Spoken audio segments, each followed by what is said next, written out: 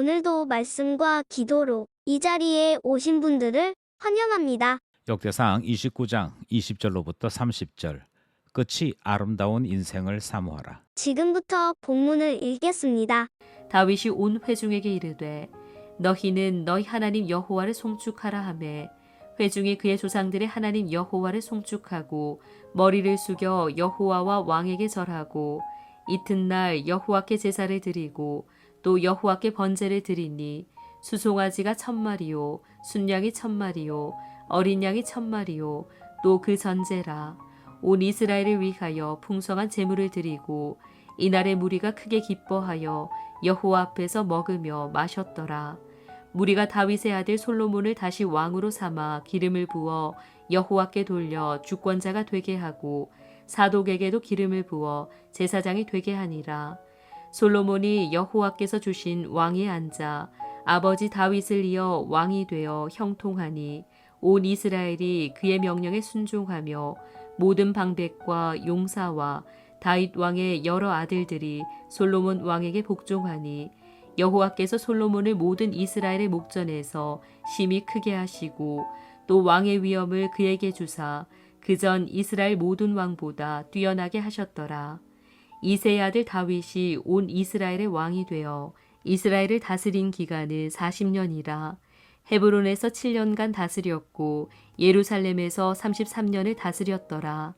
그가 나이가 많아 늙도록 부하고 존귀를 누리다가 죽음에 그의 아들 솔로몬이 대신하여 왕이 되니라. 다윗 왕의 행적은 처음부터 끝까지 선견자 사무엘의 글과 선지자 나단의 글과 선견자 갓의 글에 다 기록되고 또 그의 왕된 일과 그의 권세와 그와 이스라엘과 온 세상 모든 나라의 지난 날의 역사가 다 기록되어 있느니라. 본문의 중심 메시지입니다. 오늘 역대상 큐티 본문이 끝을 맺습니다. 그리고 내일부터 9월에는 잠언 말씀을 통해서 큐티 말씀을 나누게 되지요. 우리는 지금까지 묵상해왔던 역대상 말씀을 정리하는 시간으로 오늘 말씀 묵상하려고 합니다. 역대상은 다윗에 대한 말씀으로 끝을 맺고 있지요. 사무엘 상하, 그러니까 사무엘서도 다윗에 대하여 소개하는 말씀이었습니다. 그런데 사무엘서가 소개하는 다윗과 역대기가 소개하는 다윗은 다소 차이가 있습니다. 역대기는 다윗의 많은 흠결에 집중하지 않습니다. 심지어 표현조차도 하지 않고 지나가지요. 오직 다윗이 성전을 향한 뜨거운 마음을 가지고 있었다 하는 것을 소개하고 있고, 하나님께서는 그런 다윗에게 복을 주셨다 하는 것으로 끝을 맺고 있습니다. 이것은 포로에서 돌아온 이스라엘에게 우리가 영광을 누렸던 다윗 시대로 돌아가야 될 것을 말씀하는 동시에 어떻게 다윗 시대의 영광이 다시 재현될 수 있을 것인가에 대한 답을 주고자 다윗에 대해 소개했던 것이지요. 본문을 살펴보겠습니다. 본문은 크게 두 개로 나누어 살펴보려고 합니다. 첫 번째 문단은 20절로부터 25절입니다. 다윗의 헌신에 대한 총정리 말씀이 기록되어 있습니다. 역대기는 다윗의 인생 가운데 하나님을 향한 뜨거운 마음이 있었다. 그리고 그의 평생에 하나님께 대한 헌신이 있었고 성전 건축을 위한 준비하는 모습이 있었다라고 하는 것을 소개했습니다. 그런데 마지막에서는 그의 모든 권면, 심지어 백성들이 보인 반응들을 통해 다윗이 얼마만큼 진지하고 그의 삶에 있어서 많은 감동을 주었던가 하는 것을 간접적인 표현으로 소개하는 것이지요.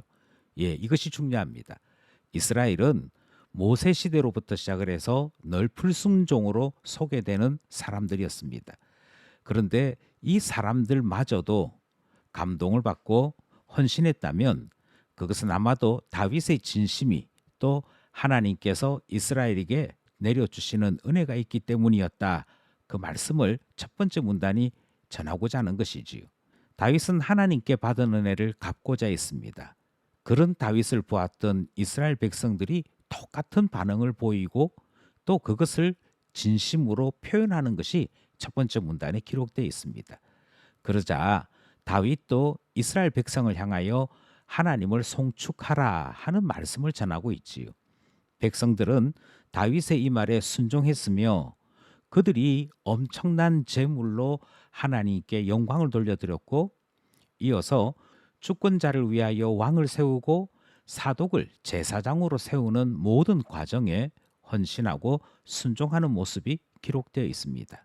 마지막으로는 솔로몬의 통치에 복종하게 되는데요. 그 솔로몬의 위엄이 있었다 하는 말씀이 역대기에 기록되어 있는 내용입니다.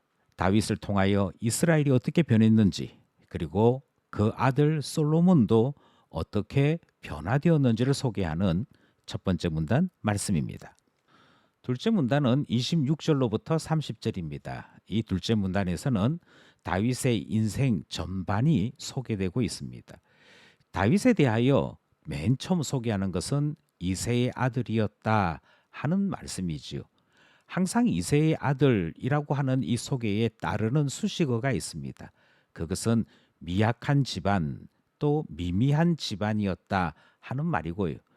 따라서 이새의 아들 다윗은 상당히 연약하고 출신도 없으며 내세울 것이 없는 부족함이 많은 집안의 아들이었다 하는 소개가 첫 번째 소개이지요.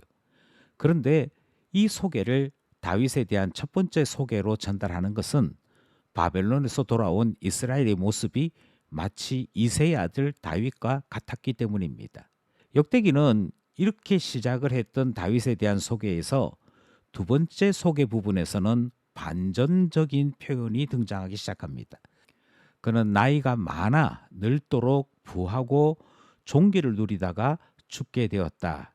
이것이 고대 이스라엘 사람들에게는 최고의 복과 같은 내용이었거든요. 바로 그 놀라운 복을 누렸던 사람이 다윗이다라고 기록하고 있을 뿐 아니라 이새의 아들에서 왕이 되었고 모든 천하에 뛰어난 이름을 가진 자로 큰 반전의 삶을 살았음을 소개하는 내용이 둘째 문단 내용입니다. 성경은 다윗의 행적이 사무엘과 나단 그리고 갓 선지자의 글에 있었다라고 이야기하면서 역대기는 그 모든 글들을 참고하고 기록했음을 소개하고 있습니다. 뿐만 아니라 모든 공과가 선지자와 선견자들을 통해 기록되었고 그것이 이스라엘에게 남겨진 유산이라 그렇게 소개하는 말씀으로 역대상 말씀을 마치고 있지요. 지금까지 역대상 말씀이었습니다. 오늘도 이 시대의 다윗으로 살아가는 우리 모두가 될 수 있기를 간절히 소원합니다.